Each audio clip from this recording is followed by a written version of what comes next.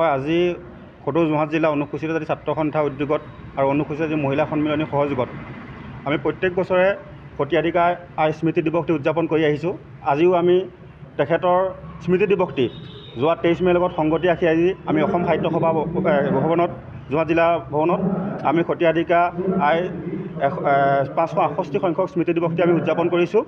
আমি লগতে আমি অসমবাসীক এটা কথা আমি আপোনালোকৰ সংবাদ মাধ্যমৰ যোগেদি জনাবলৈ পাই সুখী অনুভৱ কৰিছোঁ যে আমি 2017 চনৰ পৰাই অনুসূচিত জাতি আই সতীয়াধিকাৰ স্মৃতি দিৱসটি আমি চৰকাৰীভাৱে অসমীয়া কেলেণ্ডাৰত অন্তৰ্ভুক্ত কৰিবলৈ দাবী জনাই আহিছোঁ আৰু তেখেতৰ প্ৰতিমূৰ্তি স্থাপন কৰিবৰ কাৰণে আমি দাবী জনাই আহিছিলোঁ আৰু তেখেতৰ নামত এখন বিশ্ববিদ্যালয় স্থাপন কৰিবৰ আমি দাবী জনাই আহিছিলোঁ।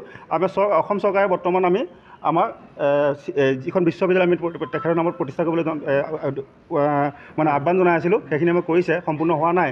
তথাপিতো আমি অতি শীঘ্ৰে আজি আপোনালোকৰ সংবাদ মাধ্যমৰ যোগেদি সেই তেখেতৰ নামত যিখন বিশ্ববিদ্যালয় তেওঁলোকে নিৰ্মাণ কৰিম বুলি প্ৰতিশ্ৰুতি দিছিলে সেইখন আমি সম্পূৰ্ণ কৰিবলৈ আমি আজি আপোনালোকৰ সংবাদ মাধ্যমৰ যোগেদি আহ্বান জনাইছোঁ। আৰু লগতে আমি আজি এই শুভ মুহূৰ্তত আজি 68 সংখ্যক স্মৃতি দিৱসত তেখেত অসম চৰকাৰক ধন্যবাদ জনাইছোঁ, যিহেতু তেওঁলোকে আমাক অসমীয়া কেলেণ্ডাৰত চৰকাৰীভাৱে তেখেতৰ সতীয়াধিকাৰ স্মৃতি দিৱসটি উদযাপন কৰিবৰ বাবে অসমীয়া কেলেণ্ডাৰত অন্তৰ্ভুক্ত কৰিছে।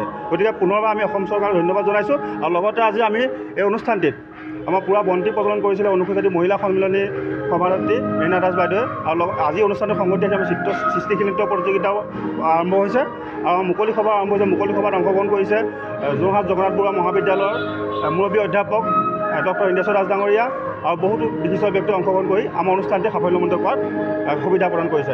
আজি আই সতীয়াধিকাৰ মহিষী নাৰীগৰাকী আজি অনুষ্ঠান ভাগিত সৰু সৰু কণ কণ শিশুসকলৰ সৃষ্টিশীল নৃত্য এনে অন্যান্য আমি প্ৰতিভাৰে আগবঢ়াইছোঁ।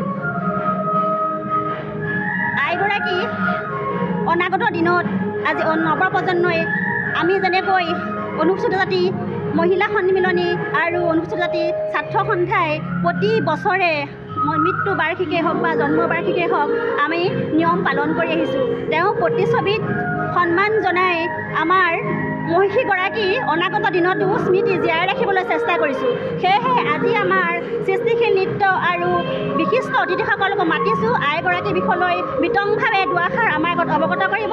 সেই অৱগতই আমাৰ ভৱিষ্যত জীৱন অনাগত নৱপ্ৰজন্ম আৰু আমাৰ আইগৰাকীৰ স্মৃতি জীয়াই ৰখাৰ প্ৰতিভা আমাৰ সকলো অসমবাসী আৰু অনুসূচিত জাতিৰ মহিলা সন্মিলনী আগবাঢ়ি যাব বুলি আমি আশা ৰাখিলোঁ। ইয়াকে কৈ মই চমু বক্তব্য সামৰণি মাৰিছোঁ। জয় আই অসম।